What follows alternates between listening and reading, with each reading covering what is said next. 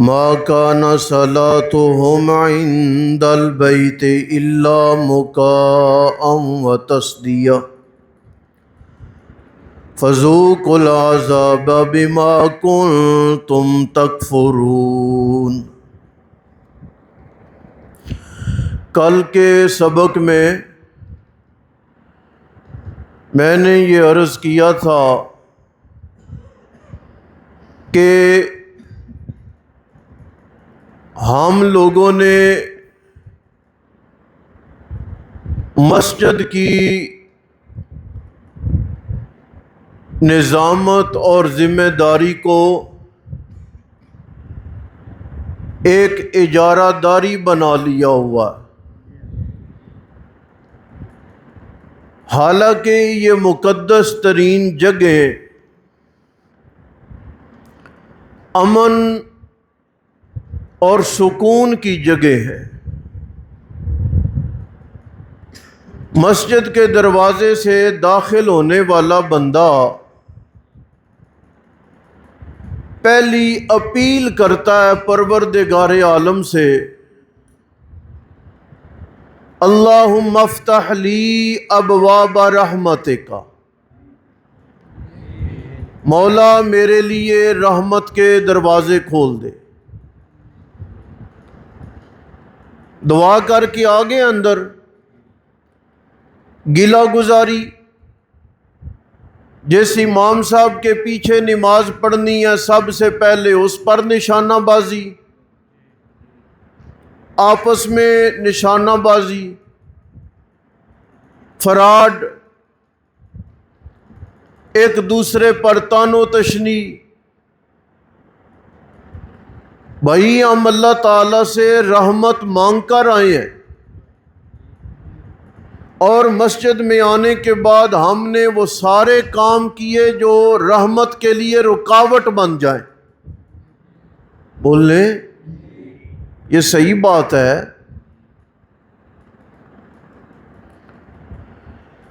حالانکہ مسجد میں آ جانے کے بعد ہمارا عمل ہونا کیا چاہیے؟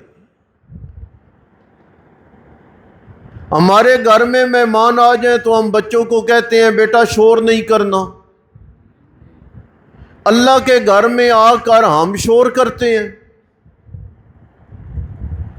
نبی مکرم علیہ السلام نے فرمایا تھا کہ جو مسجد میں دنیا داری کے معاملات طے کرنے لگ جائے اور ان باتوں میں لگ جائے نا، وہ اپنا اجر اور ثواب مسجد کے کونے میں رکھ کے خالی ہاتھ واپس پلٹ جاتا۔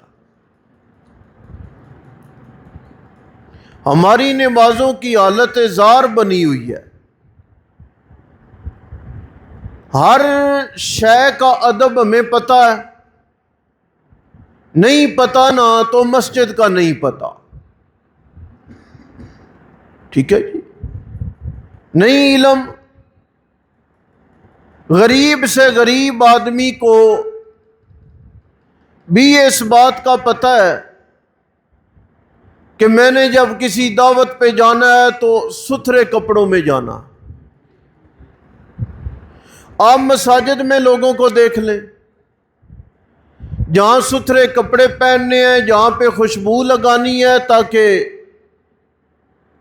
اس میں پیاز کھا کے لہسن کھا کے آنے کی اجازت نہیں ہے، یہاں پر ہماری حالت زار کیا ہے جی؟ کیا آپ نے کسی شادی پر جائیں، بڑی بھی گرمی ہو، شادی پر جائیں، ہال میں بیٹھے ہیں، انتظار ہے کھانے کا، بڑی بھی گرمی ہو، قمیص اتاری ہے کسی نے؟ بولو تو نہیں اتاری۔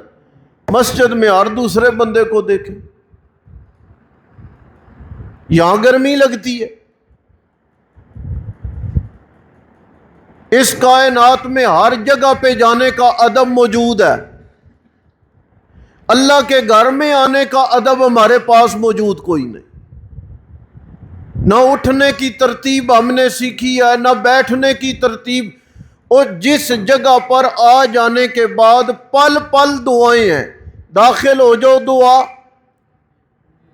وضو کرو دعا، بیت الخلا جاؤ دعا، بیر نکلو تب دعا، مسجد میں آؤ تو وضو کے نوافل، مسجد میں آؤ تو مسجد کے نوافل، نمازیں ہی ہیں نا۔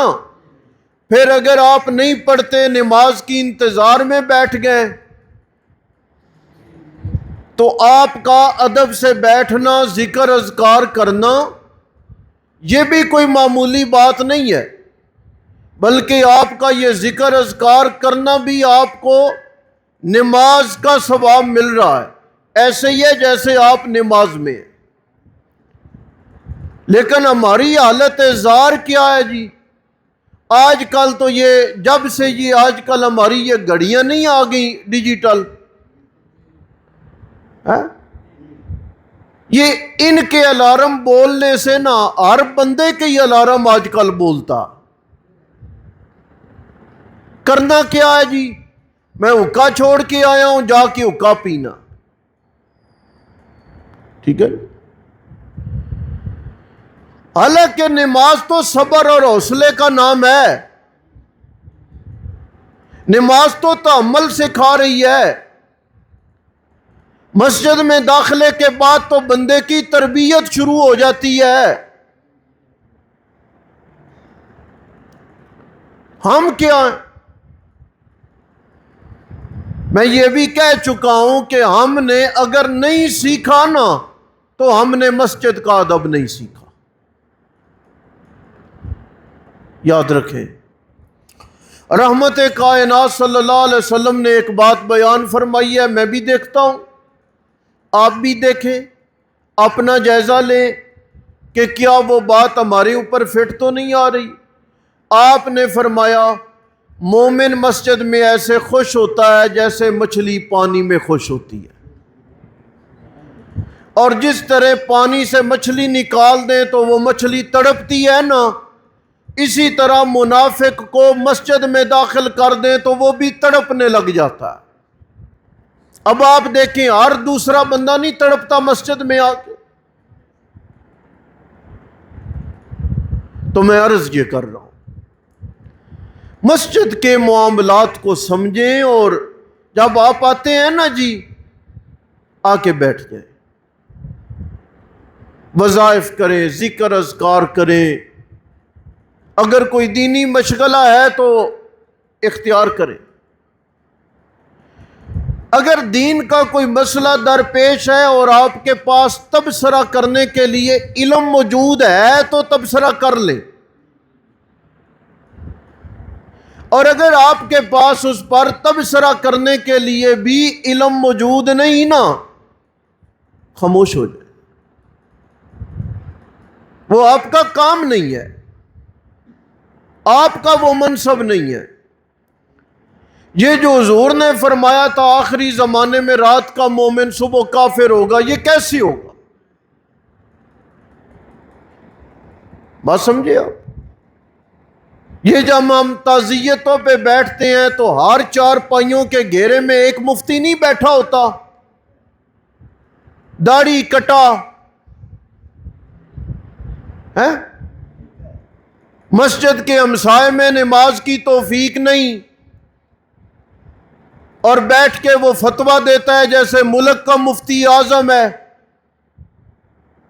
دین کا علم نہیں، نماز کے فرائض کا علم نہیں، ضروریات کا علم نہیں، پاکی ناپاکی کا علم نہیں، حلال و حرام کا علم نہیں۔ دین اور علماء چونکہ سستی چیز ہیں، ہر ایرا غیرہ سمجھتا ہے کہ میں دین پہ کلام کر سکتا ہوں، حکومت پہ بولے گا تو شام کو پکڑ لیں گے، گاؤں میں کسی پاورفل بندے کے بارے میں بولے گا وہ شام کو گردن دبوچ لے گا، علماء رہ گئے بیچارے اکیلے، انہیں گالی دے لی ہے تب کیا ہو گیا، ان کا گلہ کر لیا تو تب کیا ہو گیا، دین رہ گیا بیچارہ یتیم، دین پہ اعتراض کر لیے تو پھر کیا ہو گیا۔ یہی ہے کافر بننا۔ اور کیا ہوتا کہ ہم جانے انجانے میں ایسی غلطیاں دہرا رہے ہیں جو ہمیں اسلام سے نکال کے کفر کی طرف لے کے جا رہی ہیں۔ آپ کو پتہ چلے نا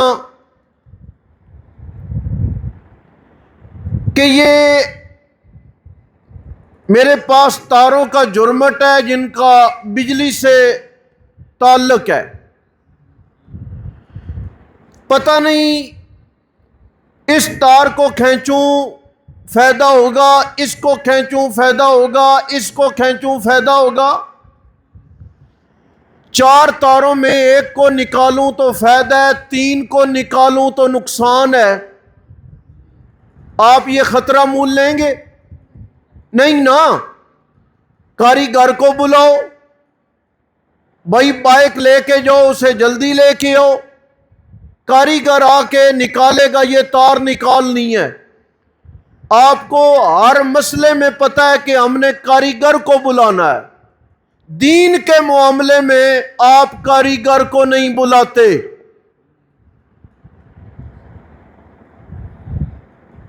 دین کے معاملے میں آپ کی کل بھی ہے، 40واں بھی ہے، برسیاں بھی ہیں، بچوں کی مہندیاں بھی ہیں، دین کے معاملے میں آپ خود ہی سربراہ ہیں۔ حالانکہ ایسی بات ہے نہیں۔ بندے کو پیدا ہونے کے بعد علم کی ضرورت پڑنا شروع ہو جاتی ہے۔ آدم علیہ السلام کی شناخت کیا ہوئی ہے فرشتوں میں؟ علم آدم الاسماء، ہم نے آدم علیہ السلام کو علم سکھایا۔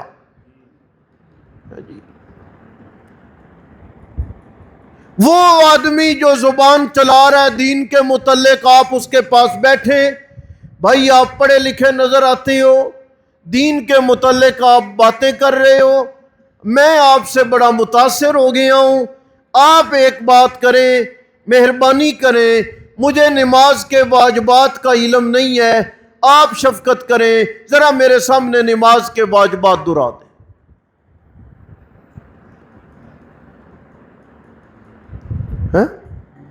پھر کیا ہوگا؟ بہت عرصے کی بات ہے، میں ایک تعزیت پہ ایک جگہ پہ تو شرعی طریقے سے جو تعزیت کی تو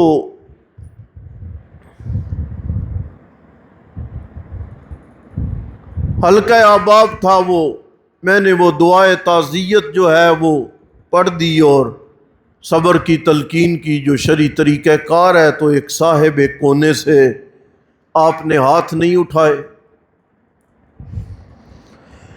میں نے کہا کہ یہ تعزیت کا طریقہ تھا، یہی مسنون ہے جو میں نے کر دی۔ جی تواڈے مولویاں دے مسئلے نے،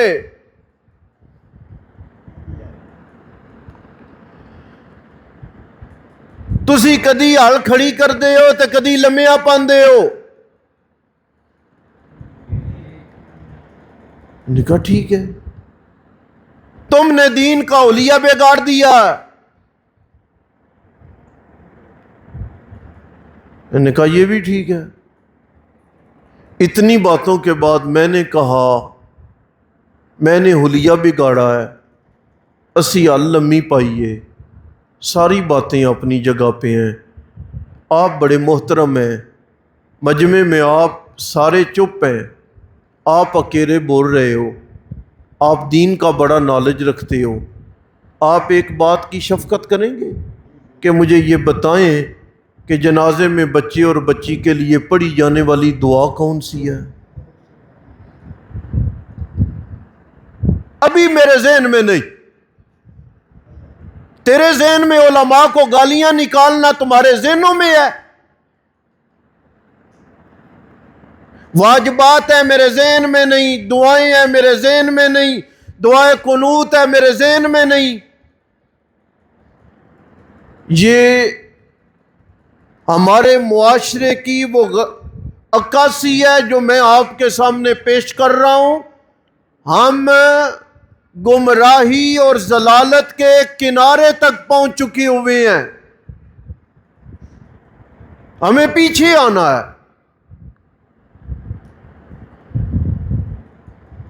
ہمیں ورگلایا جا رہا ہے، اور جی یہ مولوی پتھر کے دور کی بات کرتے ہیں، ہاں جی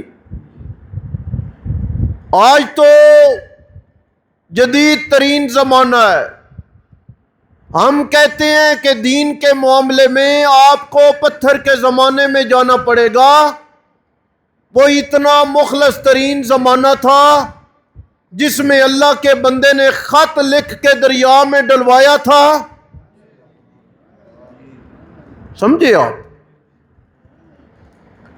ہمیں اس پتھر کے زمانے میں جانا پڑے گا جس میں فرشتے آ کے غسل دے گئے تھے نبی کے یار کو۔ ہماری دینی نجات اس زمانے میں ہے، یہ زمانہ تو فتنوں کا زمانہ ہے۔ اگر ہم نے بچنا ہے تو ہمیں اس زمانے کی طرف پیچھے واپس پلٹنا پڑے گا۔ اور اگر آپ کہیں کہ اس زمانے میں کچھ نہیں تھا تو پھر ہم آپ کو بتائیں گے اس زمانے میں امیر المومنین رضی اللہ تعالی عنہ غلہ اپنے کندھوں پہ اٹھا کے لوگوں کے گھروں میں پہنچاتے تھے۔ امیر المومنین اس زمانے میں گشت کرتے تھے، امیر المومنین اس زمانے میں لوگوں کی باتیں سنتے تھے، عدل و انصاف کا دور تھا، قتل و غارت کوئی نہیں تھی، حتیٰ کہ مسجد نبوی میں کسی بندے کی آواز اونچی ہو گئی، حضرت عمر نے کہا مدینے کے نہیں لگتے؟ کہتا باہر سے آیا ہوں۔ فرمایا آج معافی ہے، آج کے بعد تیری آواز میرے نبی کی مسجد میں اونچی ہو گئی نا تو تیرا فیصلہ میں عمر کی تلوار کرے گی۔ کوئی دربان نہیں، ایسے ہی ہے، کوئی لمبے چوڑے القاب نہیں، امیر المومنین کے گھر میں جانے کے لیے کوئی رکاوٹیں نہیں، ٹھیک ہے۔ ہمیں ضروریات کی طرف آنا پڑے گا۔